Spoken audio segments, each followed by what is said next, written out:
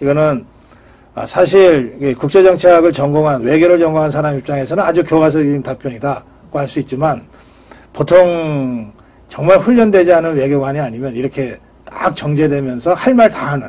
예, 예. 그리고 바이든과 트럼프 양쪽에다 다 메시지를 주는 거 아니에요? 그렇죠. 예, 이거 쉽지 않습니다. 윤석열 대통령이 굉장히 많은 그 메시지를 내놨습니다. 예, 예. 기자들의 질문에 사실은 답변을 최대한 짧게 압축적으로 하려고 노력한 것 같아요. 네. 그럼에도 불구하고 전후 사정을 설명하지 않으면 안 되는 상황이 많이 있으니까. 그렇죠. 예. 그러다 보니까 좀 길어진 측면은 있는데, 자, 어쨌든 전체적으로 이거 진짜 중요한 포인트다라고 생각하시는 거 하나씩만 좀 지적하신다. 그 질문 중에서 말씀하시는 건가요? 답변이야, 답변. 윤석열 대통령의 네. 모두 그 국민 보고와 네, 네.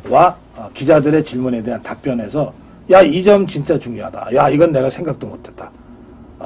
이런 대목이 있으시다면 하나씩만 좀 말씀해 주시죠. 쓸 필요 없습니다. 없어요? 저는 저겁니다. 네, 그러니까 말씀하시라고. 네, 저는 특검에 있어서 네. 지금 좌파 민주당이 들고 나오는 특검이 딱 두 가지 사실인 거거든요. 네. 이제 눈앞에 최상병과 김건희 여사 특검이거든요. 네네. 예, 물론 그 김건희 여사 특검은 명품백도 있고 뭐 저기도 있죠. 도이치모터스도 있죠. 어쨌든 특검입니다. 네. 그때 일단 오늘도 민주당 당선자들이 천막농성 들어갔거든요. 네. 최상병 특검 때문에 그랬고요. 그 어제 얘기했던 대통령의 그 최상병 특검에 대한 답변 있죠. 네. 그게 너무나 위력적이래 가지고 바로 어제 그걸 보고서 얘네들이 지금 비상회의를 한 거거든요. 그 오늘 농성 들어간 겁니다. 그래서 지금 주필님 말씀에 제가 얘기하는 건 대통령의 최상병 특검에 대한 질문에 대한 되치기. 그래서 사실은 저는 최상병 특검에 대해서 네네. 이제 판 뒤집었다. 저 끝났다고 봅니다. 예. 그래요. 또 우리 이성일 변호사. 저는 이 표현이 제일 마음에 들었습니다. 헤드라인으로 나오기도 했는데 제 아내가 현명하지 못한 처사를 하여 그 점을 사과드린다. 이 표현이 전 진짜 멋있었다라고 좋죠. 생각합니다. 네, 좋습니다. 네, 그래요? 멘트 자체가 네. 저는 사실 그 몇 가지 부분이 이건 역시 윤석열 대통령이다.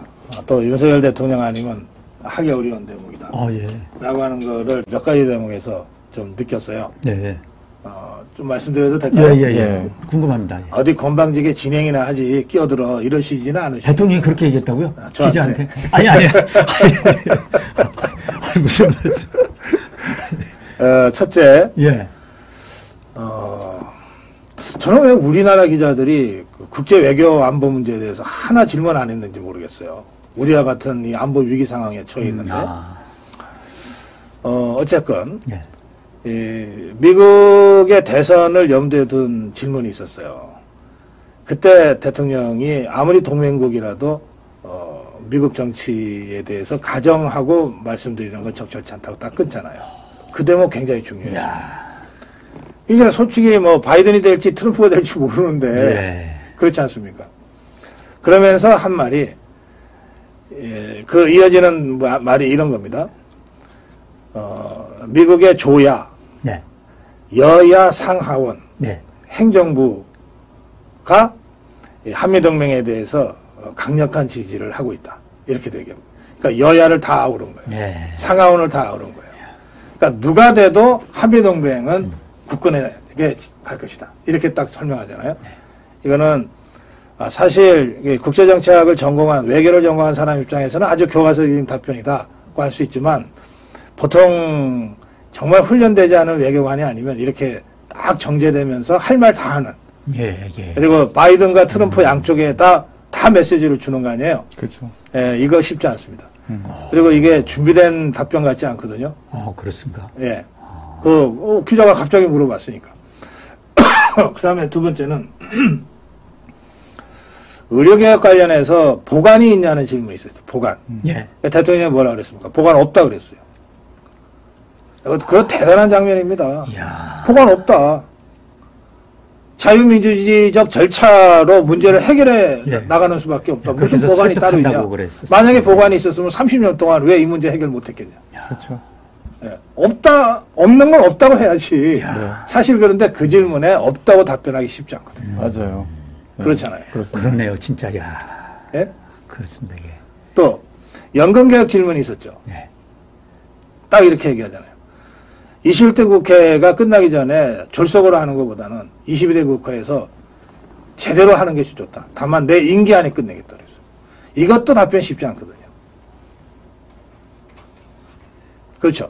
임기 안에 끝내겠다. 네. 그러니까 윤석열 대통령의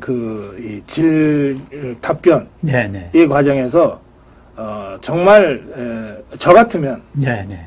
야 이거 대단한 그 포인트다 발언이다라고 이렇게 짚어서 부각시켜서 논평해드리고 싶은 대목들이 굉장히 많았어요. 그래서 언뜻 생각나는 대목만 제가 말씀드렸습니다. 야, 거기까지 제가 지금 천착을 못했습니다. 제 눈에는요. 예. 저는 진짜 내용이 제 설명 들으시면 그럴듯하시죠? 예. 지금 제가 그래서 이게 쉬운 게 아니거든요. 저는 정치 현안에만 꽂혀가지고 예. 그 봤더니 기자들도 그랬던 것 같더라고요. 국내 네. 기자들도 예. 정치 현안만 다 물어보고 네. 이게 결국 수준인 것 같은데. 근데 제가 그거를 저는 말씀을 안 드린 여러 가지 이유가 있는데 사실 다 표 떨어질 수 있는 얘기거든요. 네. 다 인기가 추락하기 쉬운 얘기들입니다. 네. 사실 여태까지 많은 대통령 여러 분 계신 사이에서도 그 문제 언급될 때마다 뭐 무슨 지방선거가 있다, 총선이 네. 있다, 뭐 그런 문제들 때문에 사실 손못대서 20년, 30년씩 흘러온 거 아닙니까? 네. 그런 문제인데 사실은 이와 같은 이제 상황에서도 총선에 관련된 전체적인 책임을 내가 져야 된다라고 말씀하시면서 여러 가지 국가를 위한 국정 현안은 정면 돌파하겠다. 뭐 이런 의사 표시하신 거니까 사실은 여러 가지로 뭐 언론에서 나오는 다양한 형태의 무슨 대통령실을 흔들려고자 하는 그런 다양한 뭐 관계자발 이런 기사하고는 상관없이 대통령은 무소의 뿔처럼 자기 길을 가려고 네. 결단하고 있다. 네. 이렇게 느껴집니다. 저도 어제 전체적으로는요. 지금 박사님 말씀하신 것처럼 사실은 이제 그런 답변이 모범 답안이거나요. 늘 하는 모범 답안이거나 이제 뻔한 답변이 아닌 것이잖아요. 그렇게 얘기하신 거. 그렇죠. 어제 전체적으로 봤을 때는 그냥 느낌에요. 이미 여서거야.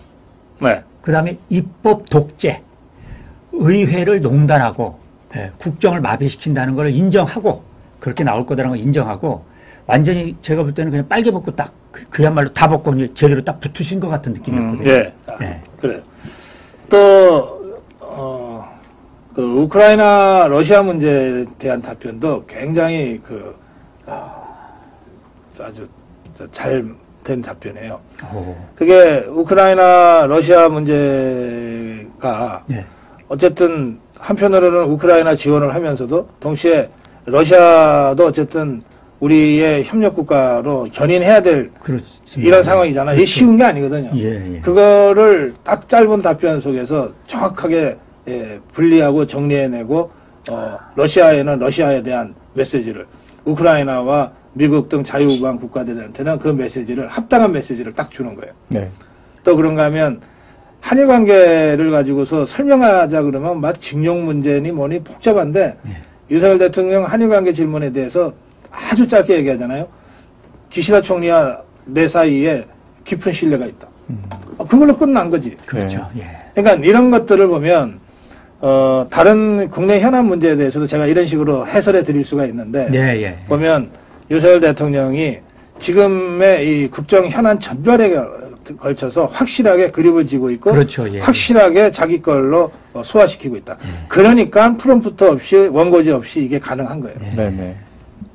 하여튼 그런 점을 제가 아주 높게 평가했습니다.